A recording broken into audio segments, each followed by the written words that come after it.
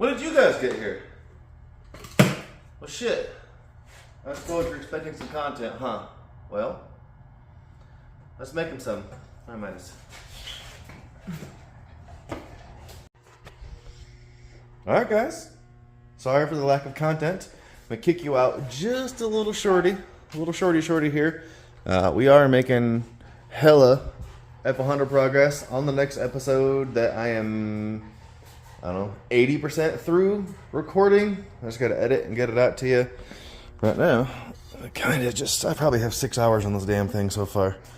Working on polishing up this old Offenhauser intake manifold that I got. And she is starting to look pretty dope, if I do say so myself. But, like I said, next episode, we're hitting Sandy. Oh, you want a little sneak peek? You want a little sneaky peeky? You want a little sneaky peeky? Yeah, buddy. You want a little more sneaky peeky? A little more sneaky peeky? Okay, that's all you get. We're going outside. So if you guys don't know, don't follow me on social media or anything because you're a loser, I have acquired a new project. It was actually gifted to me. So what we're going to do, let's check it out real quick. It's pretty grody. I'm staring at it right now. Do maybe a little bit of brainstorming. As you know, I am close to finishing Sandy, and I've been brainstorming the next project. And then this thing kind of fell into my hands. And she's moldy, but otherwise, a nice car. I think it would clean up really nice. It's a Z28 automatic car, so it's got the LT1 350. I do wish it was a manual. That would be preferred, but I really think I just want the engine out of it.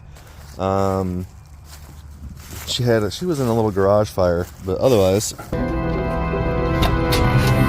Whoa! He's got one of those big shiny things with a lot of tubes and curly coils coming out of it, with a red doohickey. Vin, he's got one of those fancy thingamajiggers. Everything under the hood, besides a little bit of wiring over there, is intact. I mean, it didn't even get to, none of the plastic on the intake. Looks like all the fuel lines are all good, and the guy told me it was a good, strong runner. And these things were rated at, what, 275, I think, to the ground from the factory. So, a skim and a rinky-dinky thinky Midas, that what we're going to end up doing after Sandy's done, so this is going to be a next year thing. Again, I'm just brainstorming. I think I want to bring home like a 65, 66 Studebaker. Multiple reasons. Reason number A is I am originally from South Bend, where Studebakers come from. Reason number B is I don't really see anybody do anything with Studebakers. They all kind of seem to be like traditionalists, and I am very much not that. Reason number C, I believe it was by, correct me if I'm wrong, 65, 66 Studebaker was no longer making their own engines. They are running Chevys. So, that should make doing a LT swap and a Studebaker easy. And I might even step out of my comfort zone here and actually keep it the tune port injection. They do make intake manifolds to where you can run like an HEI distributor and carburetor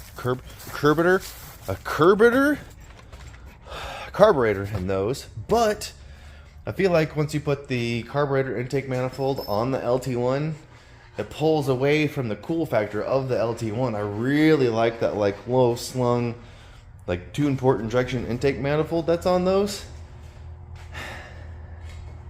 Now, transmission wise, to me, automatics are pretty boring. Plus, that's a 94, so it's got the 4060E, which is electronically controlled.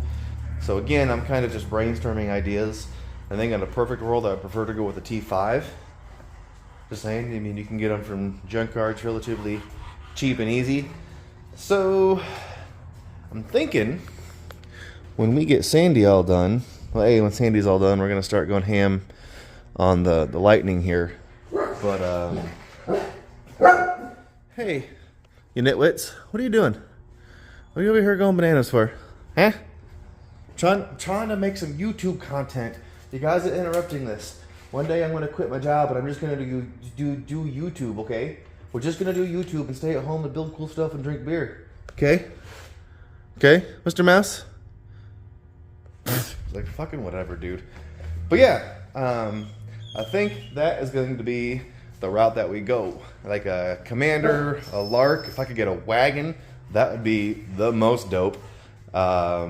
Even a Hawk, I would do. And again, they don't have to be perfect. I'm okay with some patina, some rust. I'm not opposed to doing some floorboards and such in them. And I think that's the route we're gonna go, is try and get out of my comfort zone, keep that tune port injection, LT1 350, potentially T5 or turbo 350, whether we go automatic or manual. And if I get frisky, I might even throw a turbo kit on it. I've seen those are only like 6 or 7 hubs. God, I quit. I can't talk. Midas, we're not doing YouTube anymore. I can't word. You can't be a successful content creator if you can't words. Why are words so hard? Get that fly.